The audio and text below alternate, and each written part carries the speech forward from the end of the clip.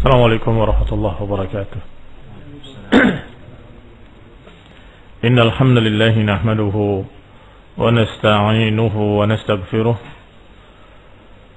wa na'udzu billahi min shururi anfusina wa min sayyiati a'malina man yahdihillahu fala mudilla lahu wa man yudlil fala hadiya lahu wa ashhadu an la ilaha illallah wahdahu la sharika lahu وأشهد أن محمدا عبده ورسوله صلى الله عليه وعلى آله وأصحابه والتابعين وتابع التابعين ومن تبعهم بإحسان إلى يوم الدين يا أيها الذين آمنوا اتقوا الله حق تقاته ولا تموتن إلا وأنتم مسلمون يا أيها الناس اتقوا ربكم الذي خلقكم من نفس واحدة وخلق منها زوجها وبث منهما رجالا كثيرا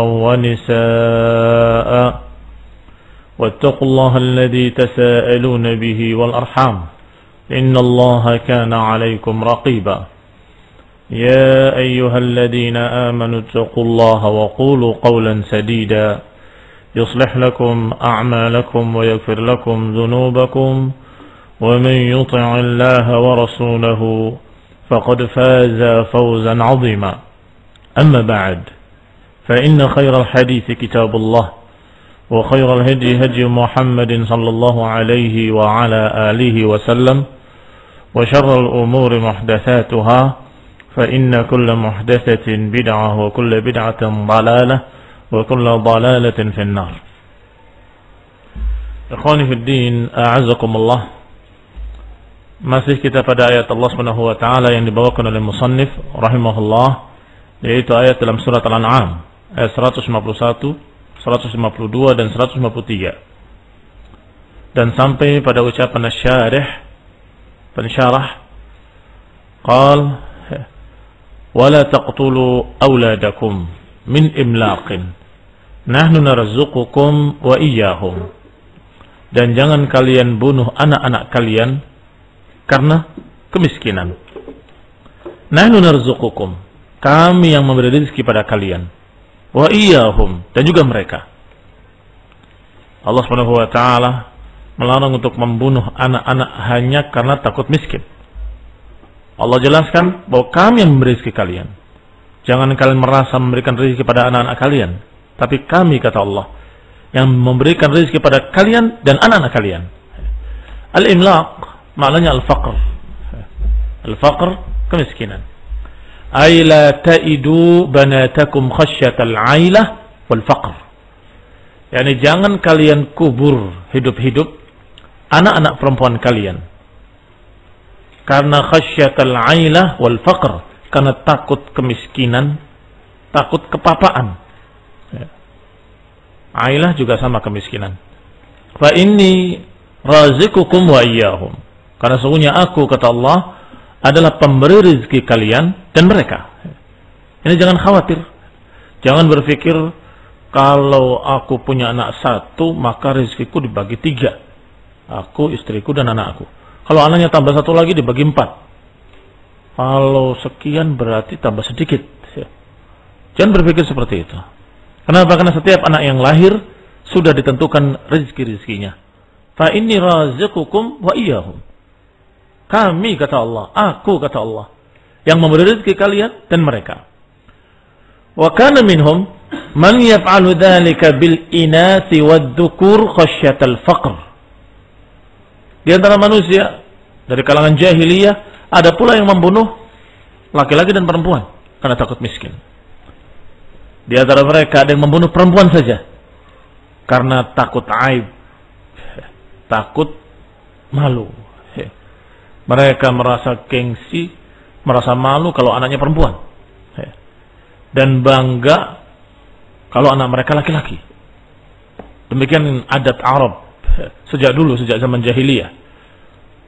Sehingga ketika mereka menyatakan bahwa malaikat adalah anak-anak perempuan Allah, Allah tegur dengan keras. Alakumud dzakaru walahul untha tilka idan qismatun dhiza. Apakah kalian menginginkan anak kalian laki-laki, tapi menyebutkan untuk Allah anak perempuan? Tilka idzan qismatun dhiza. Ini adalah sungguh pembagian yang sangat zalim, sangat tidak adil. Artinya menyatakan Allah memiliki anak saja sudah kekurang ajaran pada Allah. Apalagi dikatakan anaknya perempuan. Apakah para malaikat dikatakan anak-anak perempuan Allah? Atau berhala-berhala mereka? Dikatakan manat dari kata manan. Dikatakan uzza dari kata aziz. Dikatakan latta dari kata ilah. Ini dimuannaskan semuanya. Dijadikan perempuan. Dan dianggap sebagai anak-anak Allah. Perempuan. Fahadihi qismatun dhiza. Ini pembagian yang sungguh zalim kepada Allah SWT. Allah SWT wahidul ahad. Lam yalid wa lam yulad. Tidak beranak dan tidak diperanakkan. Apalagi dikatakan perempuan anaknya. Berarti ada dua macam pembunuhan anak di zaman jahiliyah. Ada yang membunuh karena malu. Anaknya perempuan. Sebagaimana dikisahkan seorang mereka. Karena khawatir ketahuan, istrinya menyatakan anaknya laki-laki. Sehingga dibangga-banggakan, ternyata begitu besar atau agak besar, sudah bisa berjalan, terlihat bahwa dia adalah perempuan. Maka saat itu juga dikuburnya. Dalam keadaan masih berbicara, abi, abi, dalam keadaan masih menyatakan kenapa apa salah aku dan sebagainya, malah ikut membersihkan tanahnya di jenggotnya. Sebagaimana dikisahkan oleh salah seorang sahabat, aku menangis dan aku tertawa ketika ingat zaman jahiliyah. Kenapa menangis? Aku ingat anakku ketika aku kubur. Dalam keadaan dia membantu menggali, dalam keadaan dia membersihkan tanah yang ada di jenggotku, kemudian aku kubur dia. A'udzubillah min dzalik. Menangis dia. Dan tertawa ketika aku ingat, kata beliau radhiyallahu taala anhu wa ghafarallahu lahu, semoga Allah maafkan semua kesalahannya. Dalam keadaan aku tertawa ketika aku ingat aku berangkat dengan berhala dari kue, dari roti. Aku tawaf mengelilinginya ketika dalam safar, ketika singgah di satu tempat, aku tawaf. Sampai ketika aku kelaparan, aku makan berhalaku. Maka aku tertawa ketika aku ingat yang seperti itu. Dan ini menunjukkan bahwa memang dulu mereka membunuh anak-anak perempuan karena takut ar. Dan biasanya perempuan yang dikubur. Tapi kalau yang dikubur laki-laki dan perempuan semua dikubur, biasanya bukan masalah ar, biasanya masalah faqr. Dan itu juga terjadi di zaman jahiliyah. Dan bahkan ini masih terjadi sampai zaman kita. Mereka membunuh anak-anak mereka atau menghalangi kelahiran mereka, atau dalam keadaan dia berbuat seperti ini seperti itu supaya mati anaknya di kandungan. Kenapa? Berpikir saya tidak sanggup memberi makan. Berpikir saya tidak sanggup untuk memberikan rezeki. Bukan kamu yang akan memberikan rezeki pada anakmu. Bukan kamu yang memberikan rezeki pada mereka. Bahkan kamu sendiri diberi rezeki oleh Allah SWT. Nahnu narzuqukum wa iyyahum. Demikian disebutkan oleh Al-Qurtubi bahwa di antara mereka ada yang yaf'alu dzalika bil inasi wad-dzukuri khasyatal faqri. Di antara mereka ada yang melakukannya kepada laki-laki dan perempuan karena takut miskin. Qala Al-Qurtubi. Wa fi sahihain, disebutkan dalam dua kitab sahih dari Abdullah bin Mas'ud radhiyallahu taala anhu, qultu ya Rasulullah. Kata Abdullah bin Mas'ud radhiyallahu taala anhu, aku katakan wahai Rasulullah, ayyu dzanbi a'zam? Dosa apa yang paling besar? Qala an taj'ala lillahi niddan wa huwa khalaqaka. Qultu thumma ayyun? Qal an taqtula waladaka khasyata an yat'ama ma'ak. Qultu thumma ayyun? Qala an tuzani bihalilati jarik. Thumma tala Rasulullah SAW, walladhina la yad'una ma'allahi ilahan akhar wa la yaqtuluna an-nafsa allati harrama Allah illa bil haqq.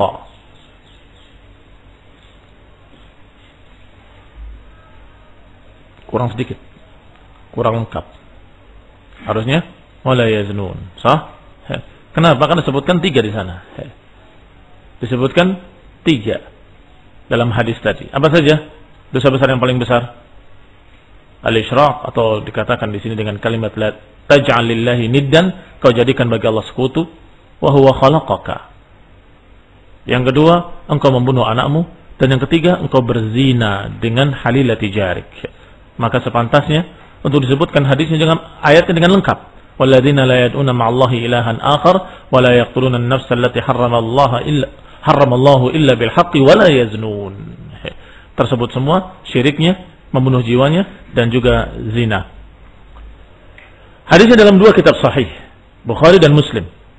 Idza utliqa sahihain fal maqsud bihima Sahih al-Bukhari wa Sahih Muslim. Kalau utliqa, kalau disebutkan secara mutlak begitu saja, fi sahih imma Bukhari wa imma Muslim. Kalau fi sahihain, maka dalam dua kitab Bukhari dan Muslim. Walaupun di sana ada kitab-kitab sahih lain, seperti Sahih Ibn Huzaimah, Sahih Ibn Hibban, ada lagi kitab-kitab sahih.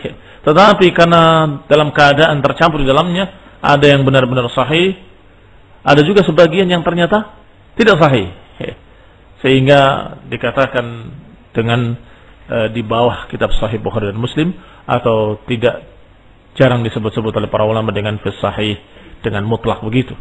Tapi kalau utliqa, maka yang dimaksud adalah Bukhari dan Muslim yang masyhur. Asah al-kitab ba'da kitabillah, sebenar-benar sesahih-sahih kitab setelah Al-Quran adalah kitab sahih Bukhari, dan kemudian Muslim. Qultu, kata Ibnu Mas'ud, saya katakan, ya Rasulullah, ayyu dzanbi a'zam? Dosa apa yang paling besar? An taj'ala lillahi niddan wa huwa khalaqaka. Bedakan dengan pertanyaan yang dalam riwayat yang kemarin.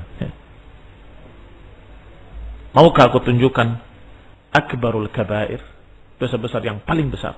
Qulna bala ya Rasulullah. Tapi awalnya sama, syirik pada Allah, al-isyraku billah wa uququl walidain. Maka muttaqian fajalas faqala ala wa qaul az-zur ala wa syahadati zur ila akhirih. Sedangkan di sini ayyudan bi a'zam, dosa apa yang paling besar? Kalau tadi akbarul kabair, kalau ini a'zamud dzunub. Ternyata yang awalnya sama, yaitu kata Nabi, an taj'ala lillahi niddan wa huwa khalaqaka. Engkau menjadikan untuk Allah tandingan-tandingan. Menjadikan bagi Allah tandingan-tandingan. Wa huwa khalaqaka, padahal Dia yang menciptakan kamu. Qultu tsumma ayyun? Kata Ibnu Mas'ud, kemudian apa lagi dosa yang paling besar? An taqtula waladaka khasyata an yat'ama ma'ak. Engkau membunuh anakmu karena khawatir akan makan bersamamu. Ini sungguh bahasa yang baligh. Kalam baligh, ucapan yang sangat tinggi dari Rasulullah SAW. Karena kalau kita mendengar kalimat seperti ini, kita merasa betapa jahatnya orang itu. Betapa jahatnya orang itu. Digambarkan oleh Nabi, kamu lagi mau makan, anakmu mau ikut makan. Oh, nggak boleh, terus dibunuh. Zalim? Nah, semua orang mendengar kalimat itu, subhanallah, betapa jahatnya dia, betapa zalimnya dia. Sama saja dengan orang yang tidak mau anaknya lahir, kemudian dia bunuh. Daripada nanti ketika besar saya harus memberi makan, maka saya bunuh aja sekarang. Akhirnya dia gugurkan kandungannya, atau dia bunuh anaknya, atau dia buang, atau dia apakan saja, dengan berbagai macam cara-cara yang zalim. Maka itu semua sama sesungguhnya dengan apa yang Nabi gambarkan. Khasyata an yat'ama ma'ak.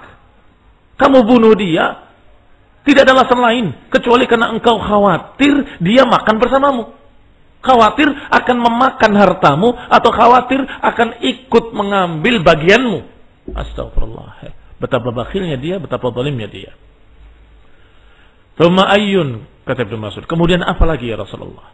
Qala antuzani bihalilati jarik. Engkau berzina dengan istri tetanggamu. Zina sudah suatu yang na'udzubillah, suatu yang fahisyatan. Fahisyah yang buruk, busuk. Dan disebutkan fuhsh itu kalau jeleknya terlihat jelas syar'an wa aqlan. Itu biasanya disebut dengan fuhsh. Yang orang-orang yang dalam keadaan tidak mengerti agama saja mengetahui bahwa itu adalah suatu yang fuhsh, suatu yang jelek. Karena secara fitrah, secara akal, secara perbuatan yang jelek. Apalagi yang dizinai adalah tetangganya. Yang harusnya seseorang mementingkan tetangganya, menghormati tetangganya, menjaga harta tetangganya. Yang harusnya ikut membantu tetangganya, memberikan kebaikan pada tetangganya. Ini justru sebaliknya. Ini maka kezaliman di atas kezaliman. Maka dikatakan a'zamul dzunub ba'da syirk wa ba'dal qatl adalah berzina dengan istri tetangga. Thumma tala Rasulullah SAW, kemudian Rasulullah SAW membacakan ayat ini. Walladzina la yad'una ma'allahi ilahan akhar wa la yaqtuluna an-nafsa allati harrama Allah illa bil haqq. Orang-orang yang tidak menyeru bersama Allah Tuhan yang lain. Artinya tidak menjadikan bagi Allah nid tandingan-tandingan. Wa la yaqtuluna an-nafsa allati harrama Allah, dan tidak membunuh jiwa yang diharamkan oleh Allah illa bil haqq, kecuali dengan hak. Dan kemudian wala yaznun. Masih dalam surat Al-Furqan selanjutnya disebutkan wala yaznun. Aina syahid? Apa yang berkaitan dengan pembahasan kita? Yang berkaitan dengan pembahasan kita yang kedua, yaitu an taqtula waladaka khasyata an yat'ama ma'ak. Engkau membunuh anakmu karena khawatir makan bersamamu. Artinya membunuh anakmu karena takut miskin. Fahadhihi a'zamud dzunub, na'udzubillah min dzalik. Wa la taqrabul fawahisha ma dhahara minha wa ma batan. Wasiat berikutnya dari wasiat-wasiat yang Allah sebutkan adalah jangan dekati fawahish. Bentuk jamak dari fahisyah. Ma dhahara minha wa ma batan. Apakah yang tampak ataupun yang tidak tampak? Apakah yang zahir atau yang batin? Apakah yang terlihat, yang lahir ataupun yang tersembunyi dalam hati? Qala Ibnu Athiyyah, kata Ibnu Athiyyah rahimahullah, ayat ini berarti nahyun 'amun fi jami' anwa'il fawahish. Berarti larangan umum dari seluruh bentuk-bentuk fahisyah. Larangan umum terhadap seluruh bentuk-bentuk fahisyah, yaitu ma'asi. Maksiat-maksiat. Zahara wa batana, dua keadaan yang disebut ma zahara minha wa ma batan, itu adalah keadaan zahir dan keadaan batin, halatani tastawfiyan. Dua keadaan yang tastawfiyan. Aqsam ma ja'alata lahu atau ma ja'alata lahu minal asya. Itu adalah sesuatu yang memenuhi semua bagian-bagian yang dijadikan baginya segala sesuatu. Artinya tidak mungkin ada bagian lain kecuali lahir atau batin. Kalau sudah sebut dua-duanya, nggak ada yang ketiganya. Sebab yang namanya perbuatan, kalau nggak zahir, ya batin. Kalau nggak batin, berarti zahir. Sehingga kalau disebutkan dengan zahir wa batin, berarti seluruhnya. Berarti seluruhnya. Tastawfiyan aqsam ma ju'ilata lahu minal asya. Dua keadaan yang saling melengkapi semua keadaan perkara-perkara atau perbuatan-perbuatan. Kalau tidak zahir ya batin, kalau tidak batin ya zahir, artinya larangan yang am mencakup seluruh kefahishan. Qauluhu, dan sudah disebutkan, disinggung tadi tentang fuhsh, dibahas dalam tafsir fahisyah adalah perkara-perkara yang sudah diketahui, masyhur bi fuhshihi syar'an wa aqlan wa fitratan. Perkara yang sudah kelihatan busuknya, jeleknya secara syariat, secara akal, secara fitrah. Dan yang sering kali disebut dengan fuhsh adalah zina dan yang sekitarnya. Zina, liwat, homo dan sejenisnya. Apakah laki-laki dengan laki-laki atau perempuan dengan perempuan, itu semua dikatakan fahisyatan, dikatakan fuhsh. Tetapi maknanya secara umum, secara istilah, seluruh dosa dikatakan fahisyah. Tetapi lebih khusus untuk perkara-perkara yang memang fuhsh fi nadari syara' wa fuhsh fi nadari al-aql wa fuhsh fi nadari al-fitrah ila akhirih. Sehingga yang paling sering disebut dengan fuhsh adalah zina. Makanya kalimat ini hampir sama dengan kalimat yang Allah sebutkan tentang zina. Wala taqrabu zina. Di sini wala taqrabu al-fawahish. ma dhahara minha wa ma batan. Wa la taqtuluna an-nafsa allati harrama Allah illa bil haqq. Wasiat berikutnya, jangan membunuh jiwa yang diharamkan oleh Allah kecuali dengan hak. Berarti membunuh disebut dua kali. Pertama membunuh anak, dan yang kedua membunuh secara umum. Dalam dua kitab sahih Bukhari dan Muslim dari Ibnu Mas'ud radhiyallahu taala anhu, marfu'an, secara marfu', la yahillu damu imri'in muslimin yashhadu an la ilaha illallah wa anna Muhammadan Rasulullah illa bi ihda thalath, as-sayyibu az-zani wan nafsu bin nafsi wat tariku li dinihi al-mufariq lil jama'ati. Dalam dua kitab sahih dari Ibnu Mas'ud radhiyallahu taala anhu secara marfu', tidak halal darah seorang muslim yang mempersaksikan la ilaha illallah dan bahwasanya Muhammad dan Rasulullah kecuali dengan tiga perkara. As-sayyibuz zani, seorang yang sudah pernah menikah berzina, ini dibunuh dalam bentuk rajam. Berarti tidak boleh dibunuh seorang muslim kecuali dengan tiga sebab. Sebab pertama dengan hukum rajam. As-sayyibuz zani, seorang yang pernah menikah, dia berzina. Kalimat as-sayyib menunjukkan bahwa dia adalah muhsan. Muhsan.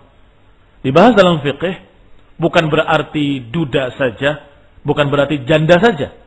Walaupun belum duda, belum janda, kalau dia sudah menikah, maka ketika dia berzina, hukumnya rajam. Jadi kan sayyib sering diterjemahkan dengan janda atau duda yang sudah tidak punya suami lagi, yang sudah tidak punya istri lagi. Tetapi yang dimaksud adalah yang pernah menikah. Yang dimaksud adalah yang pernah menikah, dan itu dibahas dengan dalil-dalil lain. Sehingga ada istilah fiqh atau istilah para ulama, muhsan. Zinal muhsan, zinanya seorang yang muhsan, seorang yang sudah pernah menikah, apakah masih punya istri atau sudah cerai, apakah masih punya suami atau sudah cerai, maka dia dalam keadaan muhsan. Maka hukumnya dirajam. Tentunya dengan pengakuannya atau dengan persaksian 4 saksi yang mengetahui dengan yakin bahwa dia berzina. Dan sulit untuk terjadi, kata para ulama, 4 saksi, karena saksi yang 4 itu harus dalam keadaan masing-masing tahu dia benar-benar zina. Nggak cukup mengatakan saya lihat si fulan dan si fulana masuk ke kamar, nggak cukup. Barangkali tidak zina di dalamnya, walaupun dia sudah berbuat dosa sebesar-besar dosa dengan khalwatnya, mungkin berpelukan, mungkin berciuman, tapi kalau dia dalam keadaan tidak tahu dia berzina, tidak bisa. Berarti yang betul-betul lihat dia zina. Dan ini nggak terjadi kecuali pada orang-orang yang benar-benar rusak, yang dipertontonkan zinanya di hadapan umum, maka mereka dirajam. Mereka dirajam. Seperti mereka-mereka yang berzina dan membanggakan zinanya, dimasukkan ke internet dan sebagainya. Maka kalau ketahuan oleh penguasa muslim, dirajam di hadapan umum. Kenapa? Saksinya banyak yang melihatnya. Barakallahu fikum. Qala, dikatakan, berarti yang terjadi waktu itu adalah seorang yang mengaku pada Rasulullah SAW. Zanaitu ya Rasulullah. Enggak, kamu mungkin begini saja, mungkin cuma mencium saja. Ya Rasulullah, zanait. Demi Allah aku berzina. Sampai 4 kali Rasulullah SAW bertanya, apakah orang ini dalam keadaan sadar? Apakah orang ini dalam keadaan waras? Tidak memiliki penyakit apa-apa? Ketika dia adalah seorang yang cerdas ya Rasulullah, dia orang yang dalam keadaan paham, maka dikatakan untuk dilakukan rajam kepadanya. Yang kedua, seorang muslim yang boleh dibunuh adalah an-nafsu bin nafsi. Pembunuh dibunuh, jiwa dengan jiwa. Qisas. An-nafsu bin nafsi adalah qisas. Illa an ya'fu. Kecuali kalau dimaafkan oleh keluarga orang yang terbunuh, maka boleh turun dari qisas kepada diyat. Tetapi kalau keluarganya menuntut qisas, maka harus diqisas. Si pembunuh harus dibunuh. Ini hukum Islam. Dan itu halal darahnya. Artinya boleh dibunuh secara qisas. Yang ketiga, atariku lidinihi al-mufariq lil jama'ati. Yang ketiga adalah orang yang meninggalkan agamanya, murtad. Al-mufariq lil jamaah, yang memisahkan diri dari jamaah. Memisahkan diri dari jamaah, yakni dari jamaah kaum muslimin. Artinya murtad, sehingga dia satu dengan kalimat at-tariku lidinihi. Badal dari at-tariku lidinihi. At-tariku lidinihi man? Al-mufariq lil jamaati. Yang meninggalkan agamanya adalah yang meninggalkan kelompok golongan kaum muslimin. Sehingga tidak gampang-gampang seorang yang keluar dari jamaah hizbiyah dikatakan halal darahnya. Seorang yang keluar dari jamaah Islamiyah dikatakan harus dibunuh. Orang yang keluar dari sini. Adapun mereka yang keluar dari jamaah syari'iyah, yang keluar dari jamaah syari'iyah artinya dari jamaatus salaf, para sahabat, para tabi'in, maka dia dhal. Kata para ulama ada dua kemungkinan. Dhal dalam artian dia sesat, menyimpang tapi belum sampai kafir, atau dalam keadaan kafir kalau bid'ahnya bid'ah mukaffirah. Ada dua kemungkinan. Adapun yang keluar dari jamaah yang bermakna masyarakat Islam dengan penguasanya yang sah, penguasanya yang syar'i, maka dia bukan dibunuh tapi diperangi sampai kembali. Sama apa beda? Dibunuh dengan diperangi? Berbeda. Kalau dibunuh itu la mahalah, enggak ada pilihan lain kecuali dibunuh. Tetapi kalau diperangi, kata Allah Subhanahu wa taala, wa in ta'ifatan minal mu'minina iqtatalu fa aslihu bainahuma fa in baghat ihdahuma 'ala al-ukhra. Kalau salah satunya bughat itu yang menyelisihi penguasa yang sah, faqatilul lati tabghi. Perangilah mereka yang bagha hatta tafi'a ila amrillah. Perangilah mereka yang menyelisihi penguasa ini sampai kembali kepada ketaatan. Berarti kalau ternyata mereka kembali taat, enggak dibunuh. Dibiarkan. Kalau mau kembali taat, mau sadar, maka berhenti. Berarti bukan dibunuh, tapi diperangi sampai mau kembali. Dan ini berbeda. Tetapi kalau qisas, harus dibunuh. Seorang yang membunuh, dibunuh. Sehingga jelas yang dimaksud di sini adalah seorang yang murtad. Berarti tiga yang dihalalkan darahnya secara syar'i adalah seorang yang pernah menikah kemudian berzina, atau seorang yang membunuh dibunuh secara qisas, dan orang yang murtad juga dibunuh. Apa hukumnya orang yang murtad? Apakah langsung dibunuh? Kata para fuqaha, yustatabu salasata ayyam wa in taba wa illa duribat unuquh. Diminta taubat 3 hari. Kalau mau taubat. Kalau tidak mau taubat, baru dibunuh. Berarti orang yang murtad masih diberi kesempatan taubat dulu 3 hari. Wa in tab, kalau dia mau taubat, alhamdulillah. Wa illa duribat unuquh. Kalau tidak, maka dipenggal lehernya sebagai seorang yang murtad kafir. Wasiat berikutnya, dzalikum wasaqum bihi la'allakum ta'qilun. Demikianlah kami wasiatkan pada kalian agar kalian mau memahami, mau mengerti. Qala Ibnu Athiyah rahimahullah, perhatikan kalimat dzalikum. Dzalikum isyaratun ila hadhil muharramat. Isyarat kepada apa yang disebutkan di awal-awal dari muharramat. Haramnya syirik pada Allah SWT, haramnya durhaka pada kedua orang tua, haramnya membunuh jiwa, haramnya mendekati fahisyah, haramnya membunuh anak. Al-muharramat hadhihi wasiyah. Wasaqum bihi. Ini adalah wasiat yang wasaqum bihi Allah, yang diwasiatkan oleh Allah kepada kalian. Sedangkan wasiyah, kata Ibnu Athiyah, al-amr al-muakkad al-muqarrar. Al-wasiyah adalah perkara yang ditekankan dan ditetapkan. Berarti bukan perintah biasa, tapi perintah yang muakkadah. Perintah yang muakkad, yang ditakkid, ditekankan. Wal muqarrar, yang ditetapkan. Dan biasanya yang namanya wasiat selalu yang paling penting. Iya kan? Dalam manusia dengan manusia, ketika menyatakan aku wasiatkan kepadamu, mesti yang paling penting. Apalagi ketika mereka memberikan wasiat dalam keadaan ajal mereka merasa sudah dekat. Merasa sudah dekat, maka akan diberikan yang paling pentingnya. Enggak akan perkara-perkara yang tafih, perkara yang remeh enggak akan disebut saat itu. Sebab dia merasa enggak ada kesempatan lagi setelah itu. Maka disebut wasiyah. Wa qawluhu la'allakum ta'qilun, la'alla lit-ta'lil. La'alla itu menunjukkan tentang alasan. Kenapa diwasiatkan ini dan itu? Kenapa diwasiatkan demikian dan demikian? Ay innallaha ta'ala wassana bihadihi alwasaya linaqilaha anhu wa na'mal biha.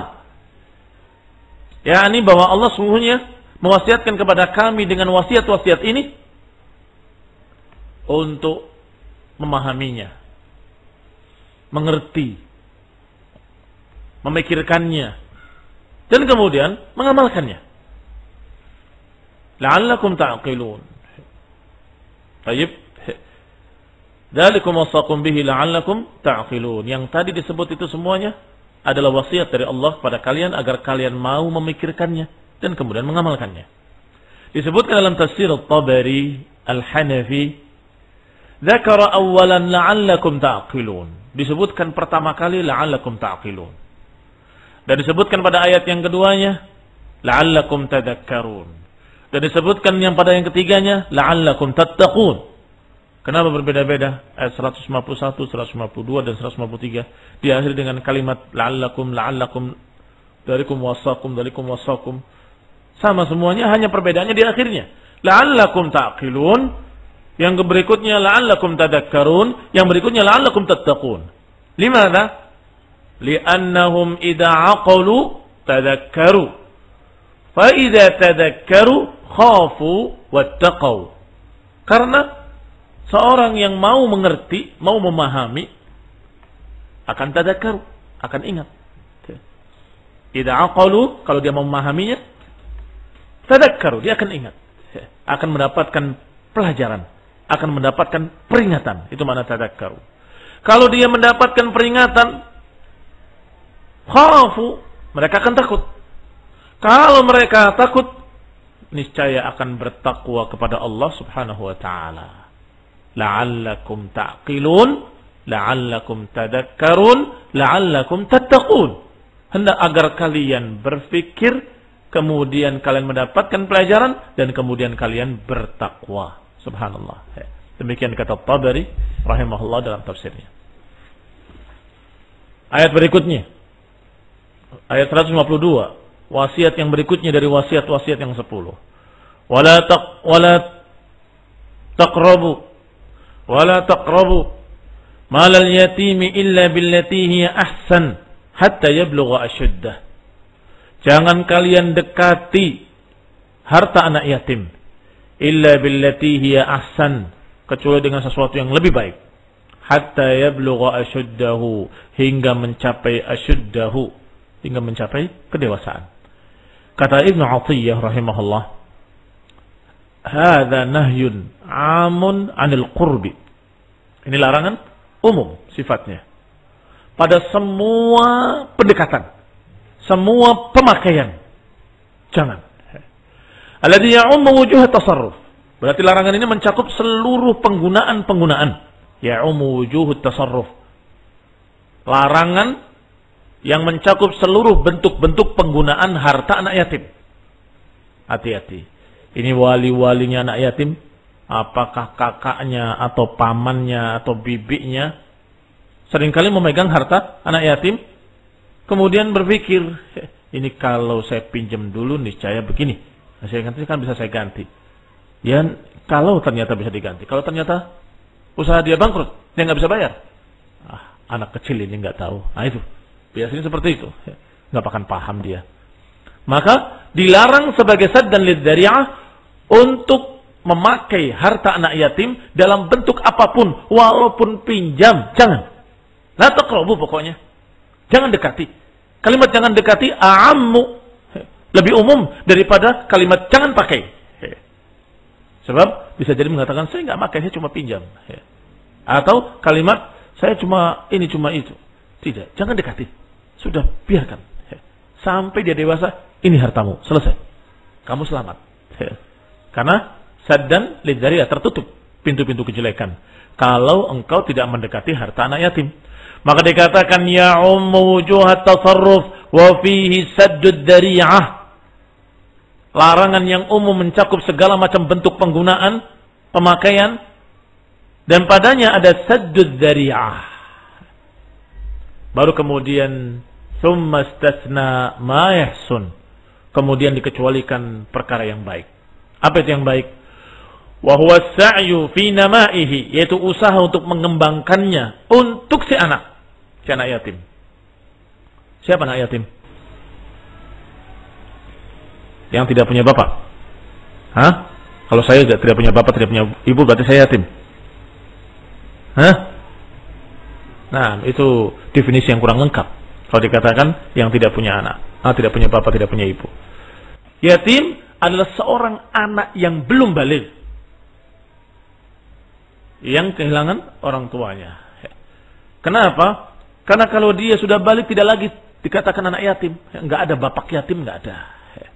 Ibu yatim enggak ada. Yang ada anak yatim. Berarti kapan dikatakan sebagai anak yatim? Ketika dia berumur dari mulai 0 sampai balik. Umur berapa balik? Berbeda antara laki-laki dan perempuan. Perempuan lebih cepat. Kadang-kadang ada yang 10-11 sudah balik. Laki-laki kadang-kadang 15-14. Nah, yang jelas tandanya perempuan ketika haid, ketika sudah haid dia sudah dewasa. Sedangkan laki-laki ketika sudah mimpi basah, maka itu sudah balik. Maka setelah itu tidak lagi dikatakan yatim. Walaupun tidak punya bapak, tidak punya ibu, tidak dikatakan bapak yatim, ibu yatim, tidak ada.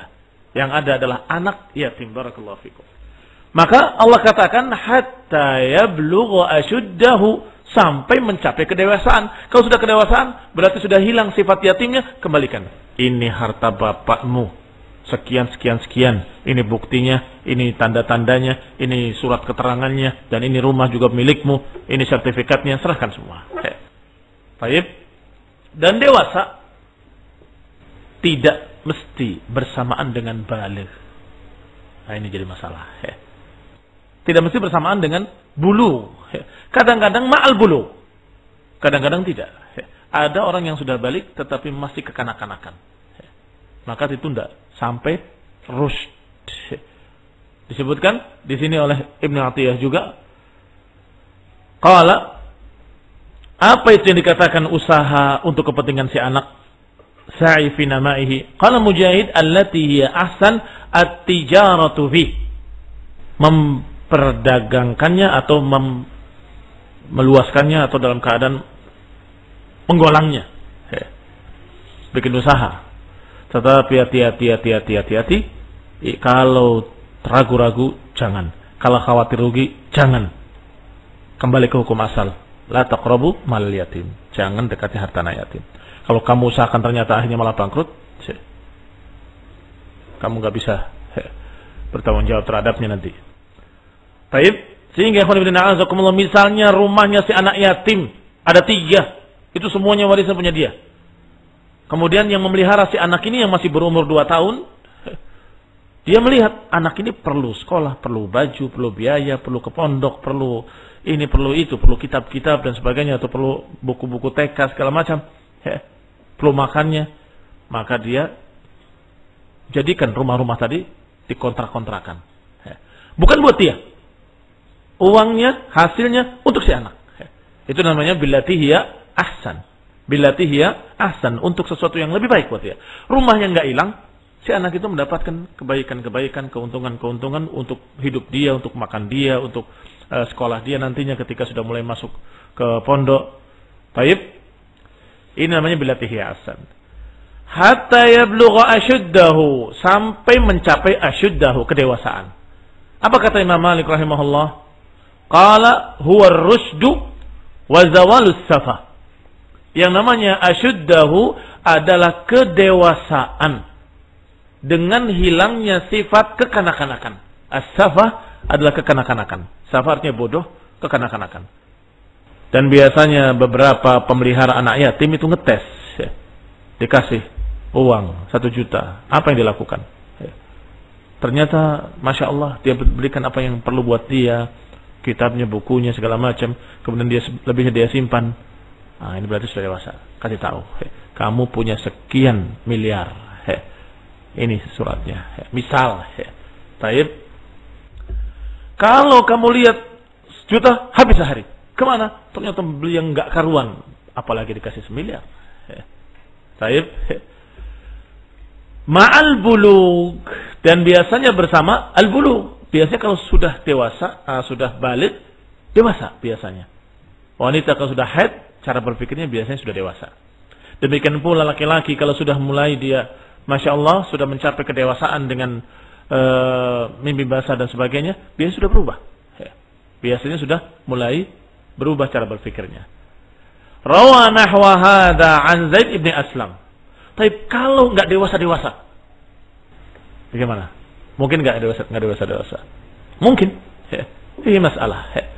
Bagaimana kalau ternyata anak itu terus kekanak-kanakan karena dia punya penyakit? Apa namanya penyakitnya? Keterbelakangan mental, ya. Idiot misalnya. Ya tanggung jawab walinya. Tanggung jawab walinya. Yang ngurusi dia, yang belikan dia, yang beri makan dia, walinya yang ngurusin. Untuk kepentingan dia. Dibayarkan zakatnya dan sebagainya. Rawa nahwa hadha an Zaid bin Aslam. Diriwayatkan seperti ini oleh Zaid bin Aslam.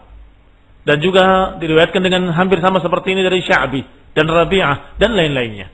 Bahwa asyuddahu adalah kedewasaan dan hilangnya kekanak-kanakan. Biasanya bersama al-bulugh.